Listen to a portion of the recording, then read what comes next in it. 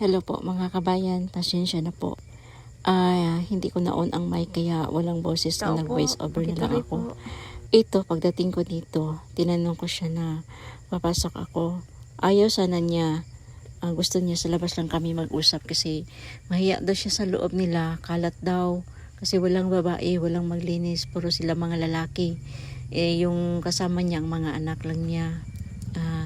Ito, napaano ko siya na wow, wag lang siyang mahiya na kalat kasi ganyan man talaga lahat lalaki tapos mga bata ang kasama niya nag-aaral tapos siya may trabaho kaya walang makapaglinis sa bahay. At dito pumasok ako at nagkwentuhan kaming dalawa. Tinanong ko siya kung saan ang asawa niya. Sa sobrang hirap ng buhay ay pumasok ng katulong ang kanyang asawa, pumasok ng kasambahay doon sa Cagayan. At parang OFW din, kaso lang hindi sa abroad, sa ibang lugar. Isang bisis lang sa isang taon umuwi, bawat Pasko uuwi ang kanyang asawa. Sa sobrang hirap ng kalagayan nila, hindi rin sila taga rito sa at tinitira nilang bahay. Taga sila, Zamboanga. Napadpad sila dito kasi wala silang lupa at dito sila dito na dito mamuhay. Itong lupa na tinitirhan nila hindi sa kanila, sa kanyang pinsan. Itong lupa hindi sa kanila, sa pinsan nila. Tapos itong bahay hindi rin sa kanila, kaya hindi niya napagawang ayusin kasi hindi naman sa kanila, hindi sa kanila ang lupa. At tong bahay hindi sa kanila, nakitira lang sila. At saka yung sahod niya hindi kasya sa pamilya niya na 4 ang kanyang anak. Yung panganay niya wala rin dito, nagtrabaho na, pero nakatapos na yun ng senior high. Ngayon may nag-aral siya, yung pangalawa niyang anak, binata na nag-aral parang grade 10 pa dito sa amin, dito sa lugar namin. At saka yung dalawa niyang maliliit pa, elementary pa. Yan ang kasama niya dito, yung binatang anak niyang pangalawa at saka dalawa niyang anak na maliliit pa, nag-aral pa elementary. Ang trabaho niya, 300 lang ang araw sa trabaho niya. Kaya hindi sapat ang sasahurin niya sa pagkain pa lang nila, hindi sapat. Kaya yung asawa niya napilitan na magtrabaho sa ibang lugar. Hindi naman sa abroad, pero kasambahay pa rin doon sa Cagayan. Tapos nagpapadala lang sa kanila ng pira para pangtustusan ang mga kailangan nila sa pang-araw-araw. Hirap ng kalagayan nila. Hamakin mo sa isang araw, 300 lang ang kikitain niya. Tapos may nag-aral high school at saka elementary, pagkain pa nila, mga gastusin pa nila sa bahay. Tapos may utang, hindi maiwasan na magkautang. Kaya yung sahod niyang 300, hindi talaga kasya kahit sa kain nila sa araw-araw. Hindi yan sapat ang 300. Kaya yung asawa niya at saka yung anak niyang nagtrabaho, tumutulong din sa kanila. Din sa kanila na magbigyan nun sila kahit konti lang kasi yung mga anak niya puro lalaki, binata, yung panganay nagtrabaho, may kailangan din sa sarili kaya siguro hati lang yung pinadala para sa kanila. At saka pati yung asawa niya siguro nagpapadala naman, pero yun nga ang ginagamit nila sa kanilang pamumuhay na makakain, makapag-aral yung mga bata. Tsaka ang sitwasyon nila dito, nakita ko talaga na hirap talaga. Kaya ito, siya ang napili ko na pagbigyan. Ang kasama lang niya dito yung mga anak niya. Kaya sa araw ito kasi buti na lang naabutan ko sila kasi linggo wala siyang trabaho, walang pasok ang mga bata. Pagdating ko dito ang mga bata, yan pumasok sa kwarto. Tsaka yung isa nasa kwarto din yung binata. Walang pasok kaya dito sila. Pag may pasok, yung mga bata nag-aaral at saka siya doon lang siya nagtrabaho dito sa tinitirahan ng lupa. Parang siya, tenant na maglinis. Tapos yun nga, 300 ang araw niya kasi ang trabaho niya maglinis sa Newgan. Maggagapas siya, maglinis. Tapos minsan kung magkupra, sasama din siya. Yan nga ang niya. Yan ang trabaho niya. Isang kwarto doon ang anak niyang lalaki. Kaya dito, hindi ko na lang kasi sabi niya ang kalat-kalat daw. Talagang makalat talaga ang sitwasyon nila. Kasi puro lalaki Pag yung mga damit hindi nakatupi. Nandoon lang sa kwarto nila, nakita ko yung kwarto nila. Hindi nakatupi. Kasi puro lalaki, walang mag-guide sa mga bata na ganito ang gawin mo. Isa pa yun siya. Iba man talaga ang lalaki, lalo na kapag may pasok at saka siya may trabaho. Hindi talaga maiwasan na yung bahay mapabayaan. Ang importante, makasaing sila, makakain, yun lang, at makatulog.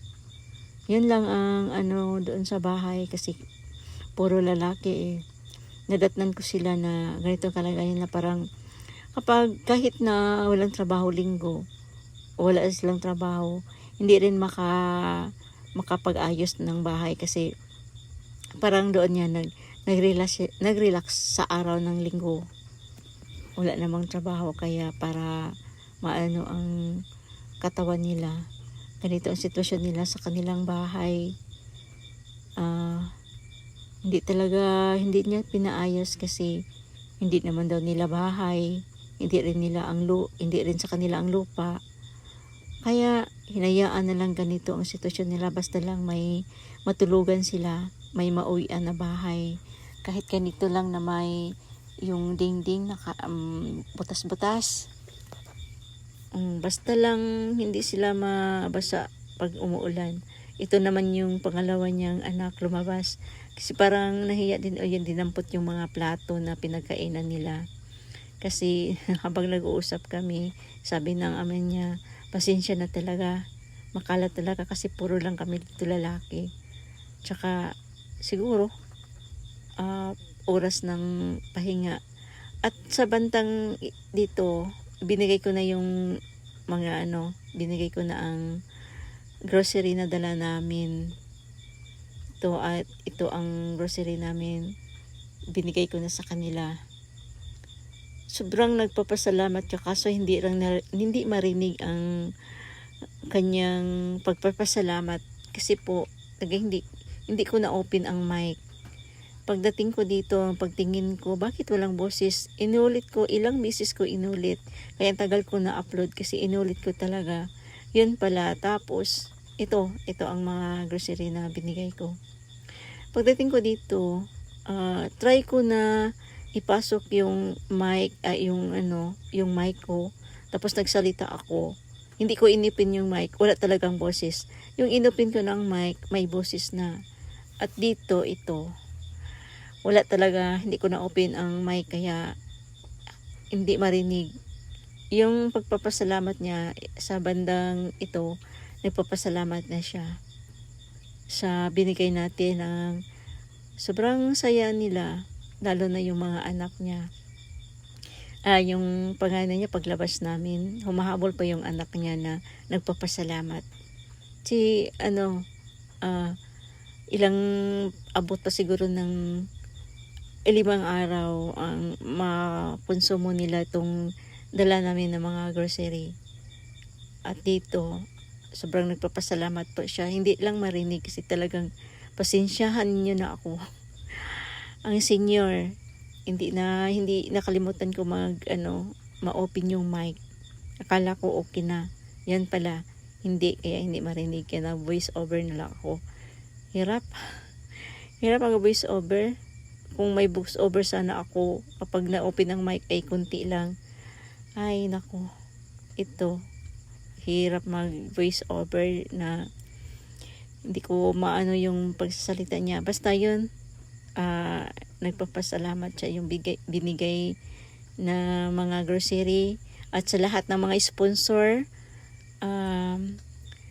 Maraming salamat po. Ako nang magpapasalamat at saka dito nagpapakita ako at nagsasalita ako dito na yung asawa niya doon sa malayo nagtatrabaho. Isang bisis lang sa isang taon umuwi yung asawa niya tuwing Pasko. Umuwi ang asawa niya. Isang taon, parang parang nasa abroad. Kaso makauwi bawat taon kasi taon-taon umuwi. Kasi lang naman, isang araw lang ang biyahe, makarating na dito sa kanila. Kaya yun ang pinagkaiba sa abroad at saka parehong nagtrabaho pero hindi sa labas ng bansa, hindi dito lang sa Pilipinas. Pero malayo pa rin, isang araw ang biyahe bago pa makarating pauwi dito sa kanila. Kaya siguro natiis din nila na ganito ang kalagayan nila, na isang bansa lang ang tinitirhan pero malayo pa rin. Kasi sa hirap ng buhay, kailangan talaga tiisin, magtiyaga para lang makaahon, para makapag papaaral sa mga bata. Hindi baling magkalayo, basta walang iwanan. Yan na siguro. At dito nagsasalita na ako na yung asawa niya andoon sa ibang lugar, naghanap buhay kasi hindi sapat ang kikitain nila kapag dito lang sila pareho ang mag-asawa. Kasi pag dito walang trabaho ang asawa niya, walang income, siya lang, paano kasyahin ang 300 ang araw? Siguro tama lang sa kain, hindi na makapagpaaral sa mga bata. Kaya ito nagtiis sila na yung asawa niya lumayo, parang abroad na din, at siya lang ang magtrabaho dito kasamang mga bata. Mas madali kasing makapaghanap ng trabaho ang babae, lalo na't kasambahay. Hindi pareho ng lalaki na hindi pwede makapasok kasambahay. Bihira lang siguro yun. Kaya ang asawa na ang lumayo, nagsikap, nagtiis. Parang sila, LDR. Pero may kontak naman, may cellphone naman sila na pwedeng magamit nila kapag na-miss nilang isa't isa, magtatawagan, lalo na sa mga bata. Kasi tulad sa akin na isang ina, kapag lumayo ka sa iyong pamilya, ma-miss mo talaga ang iyong mga anak. Kaya kailangan may connection, may contact. Kaya hanggang dito na lang ang na ako dito na nagpapaalam sa mga lahat ng mga sponsor. Maraming salamat po sa bigay ninyo. At dito nagpapaalam na ako na uwi na kami. At ito, paglabas ko dito sa kanilang bahay, ganito ang bahay nila. Tapos ako dito ko pa rin nakita yung pala sa bakod nila may puno ng durian. Ito nga, ang durian ay maraming bunga. Sa pa naman nila sa kanilang bahay? Sa bakod talaga na sa bahay nila talaga. Delikado sa mga bata kapag dito sila maglalaro. Pero sanay na siguro sila kapag ito, tulad ngayon na may bunga ang durian, hindi sila maglalaro doon sa may puno. Ganito ang kalagayan nila. Ay, sobrang hirap. Ito lang ano nila, malapit ang ano lang ang durian. Nasa ano talaga, sa bakod nila. At hanggang dito na lang mga sa lahat ng mga sponsor. Maraming salamat po. United of One, New Cherry Group. Pag-ibig ang dalangin sa bawat kamay na nag-aabot. May pag-asang darating. United of a Cherry Group. Liwanag sa dilim, unting tulong dakilang gawa. Pagmamahalang siyang himig ng lahat. Bawat ngiti ng tinutulungan. Kaligayahan ang kapalit naman. Di hadlang ang layo't distansya. Pagmamahal ay walang hangganan. Walang maliit, walang malaki. Sa pusong bukas magbigay silbi. Pagmamahalan at siyang daan nagpupulot sa ating bayan. United of One, New Cherry Group. Pag-ibig ang dalangin sa bawat kamay na nag-aabot. May pag-asang darating. United of a Cherry Group. Liwanag sa dilim, unting tulong dakilang gawa. Pagmamahalan siyang himig ng lahat.